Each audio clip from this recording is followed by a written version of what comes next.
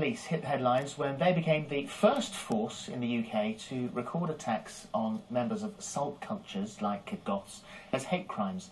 It's a move that they hope will reflect the serious and potentially fatal nature of these vicious crimes. This is something that Sophie Lancaster has campaigned for almost 6 years after her daughter Sophie was murdered for dressing like a goth. On the 11th of August 2007, 20-year-old Sophie Lancaster and her boyfriend Robert Maltby were victims of a brutal attack. Surrounded by a gang of teenage boys, Sophie was kicked and stamped on as she tried to stop them savagely beating her boyfriend, who'd been knocked to the ground. The reason for this vicious and unprovoked attack? Sophie and Rob were dressed as goths. Sophie died 13 days later from her injuries. 2 of the teens responsible for Sophie's death were convicted of murder and sentenced to life imprisonment. Well, Sylvia joins us now along with Alexis Becerra, who believes that she's been targeted and attacked because of the way she dresses, and welcome both. When Sophie began to dress differently, did she ever imagine that she was putting her life at risk? Did you ever imagine such a thing? No, not at all. Never. I'm aware of the abuse, you know, that people faced verbally, but no. And were you surprised by the fact that people would react in that way? Yes, definitely surprised. Yeah. This legislation that's been put in place by the police in Manchester, we said there that for the last 6 years this is something that you have been tirelessly campaigning for. What difference will this make? What does this mean? It makes a big difference, particularly, you know, to the young people in Manchester, because what happens is, if they now report either a hate crime or an incident to the police, it then starts off a process that isn't there unless it's a hate incident or a crime. And it gets other services involved, you know, such as victim support, other agencies in Manchester there that can help people. A lot of this is, seems to be this, we were talking before about this absurd reaction to people who choose to dress differently, who look differently in the 21st century, in what you would think was a progressive country, but there are still idiots around who don't see it that way. What sort of a girl was she? What sort of a couple were they? Well, Sophie was very quiet, actually. She wasn't a rebellious young girl, young woman. She was quite a quiet young girl growing up, and was actually quite shy, and was just beginning to come out of that, you know, and be proud of who she was. What about Rob? I obviously didn't know Rob growing up, but once again, you know, very bright, very creative. And she was protecting him, wasn't she? Yes. And for that, she lost her life? Yes. The judge said, and this was, I'm trying to find his name, Justice Anthony Russell, says that Sophie's murder was so senseless and violent, it degrades humanity itself.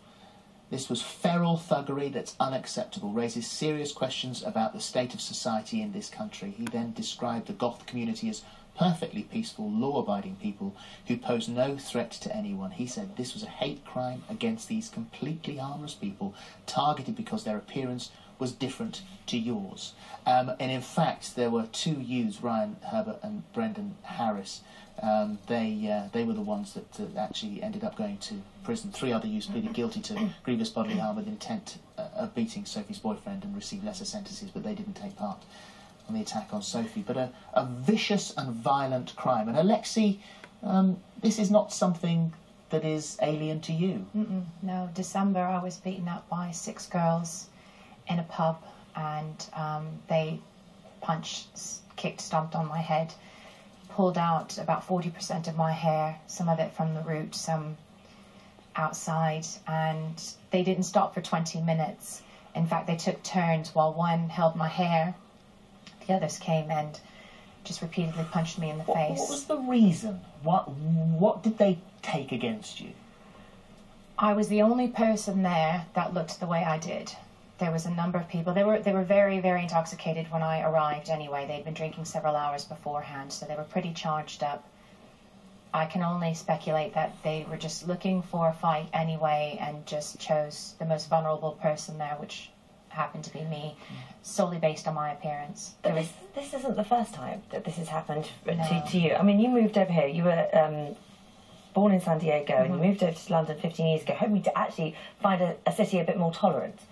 You know, I did in the beginning, and that's the first thing I noticed, is that I would go into a fast food restaurant and find people with facial piercings, and you don't see that where I grew up. Even now you don't see it. It's very conservative, and I thought, wow, this is really tolerant. And then on the occasions where I've had incidences in the past,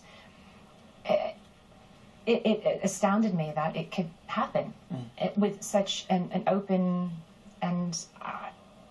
What sort of a person are you then? Are they frightened by you? Are they intimidated by you? You know, I really don't know. I think people are always afraid of what they don't know. Everyone is always afraid of the unknown. And if something is slightly different, it is intimidating for them.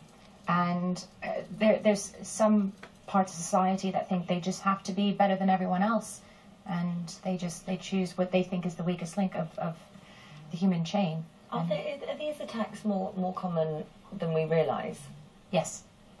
But many don't go reported because a lot of people in the goth industrial, the subculture community, don't feel that they're taken very seriously. And this goes back to your original point, that now with these Absolutely. changes that are being made, it's a shot across the bow saying, no, we are taking this seriously. Yeah. So do you hope that therefore people will more likely come forward if they are victim of one of these attacks, go to the police, know that they will be taken seriously? Absolutely.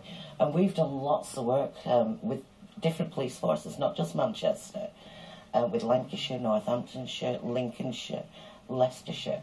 And we've been going round and talking to different police forces about alternatives, and they are embracing us, actually. And But there needs to be a change in legislation.